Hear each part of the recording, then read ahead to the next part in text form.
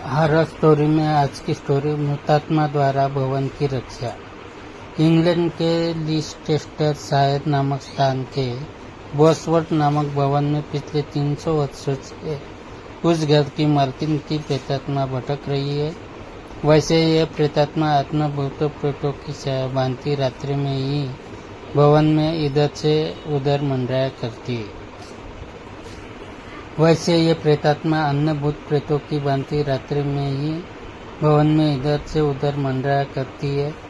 यह प्रेतात्मा बच्चों को हमेशा उपहार प्रदान किया करती है। जब बच्चे घरों में सो रहे होते हैं तो चुपचाप उसके पास पहुंचती है और बगल में उपहार के पैकेट रखकर गायब हो जाती है।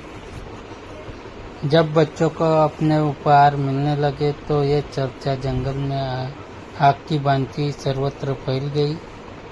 पता चला कि एक प्रेतात्मा ही बच्चों में उपहार बांटती है। बोसवर्थ नामक विशाल भवन को सर डिसोडो ने बनवाया था। उसकी उम्र 24 से 25 वर्ष के करीब थी।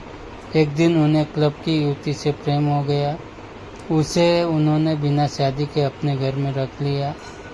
उस दिन तो मौज मस्ती से गुजरे, लेकिन एक रात्रि को सर डिसोडो की भवन की छत से गिरने से मृत्यु हो गई।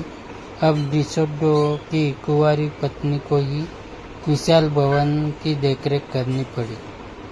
रात्रि में वह बिस्तर पर करवटें बदलती तो उसे डिसोडो की याद सताया करती थी।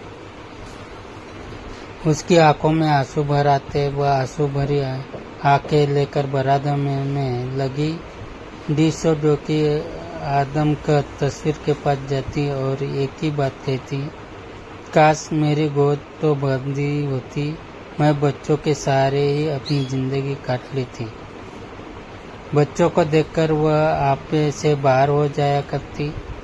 अब डिसोडो ने कहा, यदि तुम्हें बच्चों से इतना ही प्यार है तो उन्हें उपहार देना शुरू कर दो। हाँ, यह उपहार मैं तुम्हें अपनी जादुई शक्ति से लाकर दे दिया करूँगा। सुनकर वह प्रसन्न हुई। उसी दिन से बच्चों के बीच रात्रि में उपहार बांटने लगी। वैसे डिसोडो की प्रेत बनी इस कुंवारी पत्नी का नाम मोरिया था। मोरिया इंग्लैंड क्लब की सुंदरी भी रह चुकी थी। मोरिया की मृत्यु हुए 3 सदियां बीत गई, लेकिन अभी भी वह प्रतिध्वनि में ही है।